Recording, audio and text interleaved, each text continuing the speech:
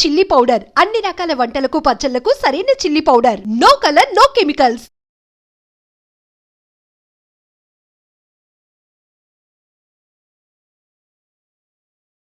నమస్కారం, welcome to I dream. ధర్మ మార్గం విత్ విజిత కార్యక్రమానికి స్వాగతం. ప్రస్తుతం మనతో పాటు ఉన్నారు ప్రముఖ జ్యోతిష్య పండితులు, ఆధ్యాత్మికవేత్త సుభాష్ శర్మ గారు. ఇప్పుడు గురుగారితో మాట్లాడదాం. నమస్కారం గురుగారు. శ్రీమాత్రే నమః. గురుగారు, శ్రావణ మాసం ప్రారంభం అవబోతుంది. శ్రావణ మాసం యొక్క విశిష్టత గురించి, ఈ మాసం అంతా మనం ఆచరించాల్సిన విధానాల గురించి వివరించండి.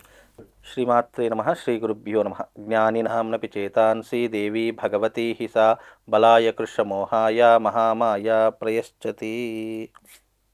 శ్రావణ మాసము పండగలకు పెట్టినటువంటి మాసము.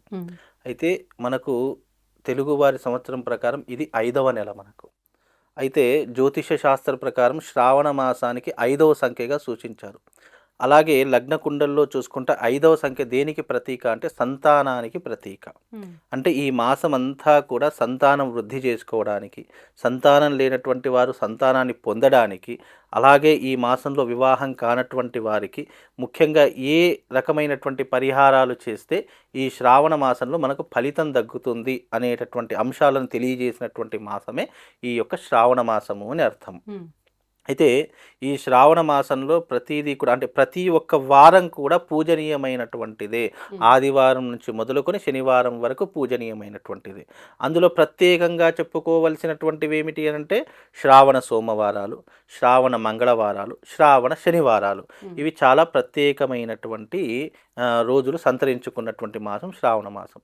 అయితే ఈ మాసానికి ఎందుకింత ప్రత్యేకత అంటే శ్రవణ నక్షత్రంతో కూడుకుని ఉన్నటువంటి పౌర్ణమి శ్రావణ మాసము అని పేరు. మరి ఈ శ్రావణ నక్షత్రంతో కూడుకున్నటువంటి దానికి ఎందుకు ఇంత ప్రత్యేకత? చంద్రుడు శ్రవణ నక్షత్ర మండలానికి చేరువగా ఉండేటటువంటి మాసం కాబట్టి ఈ మాసానికి శ్రావణ మాసము అని పేరు. అంటే చంద్రుడు ఏ ఒక్క నక్షత్రంతో కలిసి ఉంటాడో, నక్షత్రము అని అంటే అది కేవలం మనకు చిన్నదిగా అనిపించే ఒక నక్షత్రం కాదు, నక్షత్ర మండలము. అంటే కొన్ని కోటాను కోట్ల నక్షత్ర మండలాల్లో చంద్రుడు అనుసంధానమై ఉన్నటువంటి మాసం కాబట్టి ఇది శ్రావణ మాసంగా ప్రత్యేకత. శ్రావణ మాసం జ్యోతిష శాస్త్ర ప్రకారం 5వ నెల కాబట్టి 5వ మాసం కాబట్టి 5 సంఖ్య న్యూమరాలజీ ప్రకారం 5 సంఖ్య దేని సూచిస్తుంది అంటే లగ్నకుండల్లో సంతానాన్ని సూచించేటటువంటి సంఖ్య. కాబట్టి దీనికి శ్రావణ మాసం సంతానాన్ని వృద్ధి చేసుకోవడానికి, మొండి వాళ్ళను మంచి వాళ్ళగా మార్చడానికి, అలాగే భర్త యొక్క ఆయుష్ని పెంచుకోవడానికి, భగవంతుడి యొక్క సంపూర్ణమైనటువంటి అనుగ్రహాన్ని పొందడానికి ఈ శ్రావణ మాసం చాలా ప్రత్యేకమైనటువంటి మాసం. ఇంకోటి విషయం చెప్పాలి అంటే శ్రవణము అంటే అర్థం ఏంటంటే వినడము అని అర్థము. వినడము, తర్వాత ఆలకించడం అంటే చూడడము, ఆ తర్వాత వచ్చి దీనికి నానా రకాలైనటువంటి అర్థాలు ఉంటాయి. శ్రవణము వస్తుంది, ఆ తర్వాత వచ్చేసి భక్తి వస్తుంది, ఆ తర్వాత వచ్చేసి మనోసిద్ధి వస్తుంది. ఇలా అనేక రకాలైనటువంటి విధానాలను ఏర్పరిచేటటువంటి మాసం. అందులోనూ విష్ణుమూర్తి పుట్టినటువంటి నక్షత్రం శ్రవణ నక్షత్రం కాబట్టి ఈ మాసంలో విష్ణుమూర్తికి పూజలు జరుగుతాయి, శివుడికి పూజలు జరుగుతాయి. అలాగే ఎప్పుడూ కూడా విష్ణుమూర్తిని వదిలిపెట్టకుండా వెళ్ళేటటువంటి శ్రీ మహాలక్ష్మికి కూడా పూజలు జరుగుతాయి. అందుకే ఈ మాసం చాలా ప్రత్యేకత. ఇటు డబ్బుకి, ఇటు జ్ఞానానికి, ఇటు మోక్షానికి, ఇటు ఆయుష్కి అన్నిటికీ ప్రధానమైనటువంటి మాసం శ్రావణ మాసం కాబట్టి ఈ శ్రావణ మాసంలో చేసే ప్రతి ఒక్క పూజా విధానానికి, ప్రతి ఒక్క ఉపాసనకు, ప్రతి ఒక్క ఆరాధనకు ప్రత్యేకమైనటువంటి గుర్తింపును సంతరించుకుంది. కాబట్టి ఇది చాలా ప్రత్యేకమైనటువంటి మాసం. ఏ రోజు నుంచి ప్రారంభం అండి? 25, 26? 26 నుంచి మనకు ప్రారంభం అవుతుంది. ఎందుకంటే మనకు అమావాస్య 2 రోజులు వచ్చింది కాబట్టి 24, 25 వచ్చింది కాబట్టి మనకు అమావాస్య 24వ తారీఖు సాయంకాలం ప్రారంభమైంది. 7 గంటల ప్రాంతంలో ప్రారంభమై మనకి 25వ తారీఖు సాయంకాలం వరకు ఉంటుంది, 6 గంటల ప్రాంతం వరకు ఉంటుంది. కాబట్టి శ్రావణ మాసం 26వ తారీఖు నుండి ప్రారంభమవుతుంది. ఈ శ్రావణ మాసంలో ఇక పెళ్లిళ్ళు, గృహప్రవేశాలు, ఉపనయనాది ముహూర్తాలు, ఈ 2 నెలలు ముహూర్తాలు లేవు కాబట్టి ఇప్పుడు విపరీతంగా కొనసాగేటటువంటి మాసం శ్రావణ మాసం.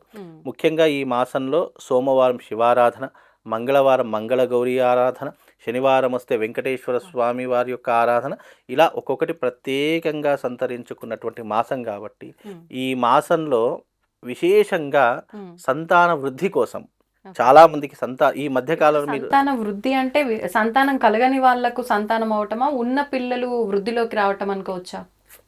అయితే శ్రావణ మాసంలో మనకు నాగ చతుర్థి, నాగపంచమిని వస్తుంటాయి. అవును. అవును. ఈ నాగ చతుర్థి, నాగపంచమి యొక్క అర్థం ఏంటి అంటే గనక ఎవరి జీవితంలోనైతే సంతాన వృద్ధి లేదో, అంటే సంతానం కలగట్లేదు, ఇప్పుడు అన్నీ కూడా మీరు ఆర్టిఫిషియల్ సంతానాలే ఎక్కువవుతున్నాయి. అవును. ఇంకా రానున్న కాలంలో అవే పెరిగిపోతాయి.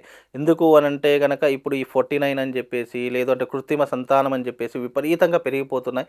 శరీర అవయవాలు అంటే సహజ సిద్ధంగా జరిగేటటువంటి చాలా తక్కువ శాతంలో ఉన్నాయి. అవును. ఇంకా రానున్న కాలం ఇవి ఎక్కువగా పెరిగిపోయేటట్టు, ఇక కృత్రిమ సంతానం తప్ప మానవ సహజ సిద్ధమైనటువంటి సంతానం జరగడం కష్టమైపోయేటటువంటి అంచనాలు రాబోయే కాలంలో, అంటే 2050, 2060 సరికి నిజానికి ఈ కృత్రిమ సంతానం పెరిగిపోయి మానవ సంచారం తగ్గిపోయేటటువంటి పరిస్థితులు ఏర్పడతాయి. కాబట్టి ఈ శ్రావణ మాసంలో ఎందుకు ఇంత ప్రత్యేకత అంటే, ఎవరైతే నాగపంచమి, నాగ చతుర్థి అనేటటువంటి వస్తాయో ఆ తిథులలో పుట్ట దగ్గరికి వెళ్ళి చక్కగా అక్కడ నాగదేవతను ఆరాధన చేసుకోవడము, ఇలా ఇప్పుడు మనకు శ్రావణ మాసం వచ్చింది అంటే సంతాన వృద్ధి కోసం నాగపంచమి, నాగ చతుర్థి ఉంది.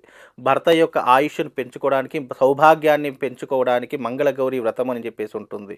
అలాగే మన శ్రావణ శనివారం వచ్చేసేసి ఏలినాటి శని ప్రభావం ఉన్నటువంటి వాళ్ళకి, అర్ధాష్టమ శని ప్రభావం ఉన్నటువంటి, అంటే ఎవరినైతే శని పట్టించి పీడిస్తున్నాడో ఏ రాశి వారికైతే వాళ్ళు శనివారం రోజున వెంకటేశ్వర స్వామిని ఆరాధిస్తే గనక వాళ్ళకున్నటువంటి దారిద్ర్యం తొలగిపోవడానికి ఈ మాసం ప్రత్యేకమైనటువంటిది అని అర్థం. అంటే ఈ శ్రావణ మాసంలో మీరు ఏదైనా చెయ్యండి, 100 పుణ్యం కలుగుతుంది. అంత విశేషమైనటువంటిది అని అర్థం. అందుకే ఈ శ్రావణ మాసం పండగలకు, అలాగే ఈ యొక్క నోములకు, వ్రతాలకు పెట్టినటువంటి మాసంగా చెప్పడం జరిగింది. కాబట్టి ఇది అంత ప్రత్యేకమైనటువంటిది అని అర్థము.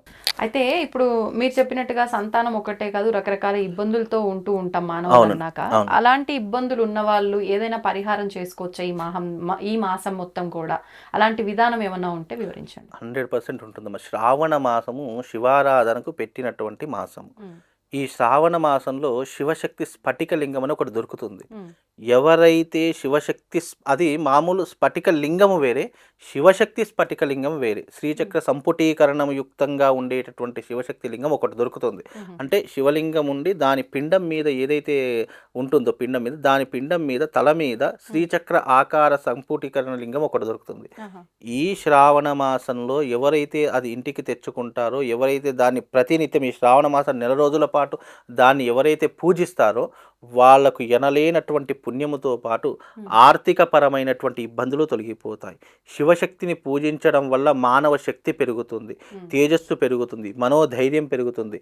ఇంట్లో పిల్లలు ఉంటారు కదండి, పిల్లలు మొండితనం చేస్తున్నారండి, చెప్పిన మాట వినట్లేదండి, అసలు జులాయిగా తిరుగుతున్నారు, చెడు వ్యసనాలకు బానిసవుతున్నారు అనుకున్న ప్రతి ఒక్కరూ ఈ శ్రావణ మాసంలో ఒక దీక్షలాగా చేయండి.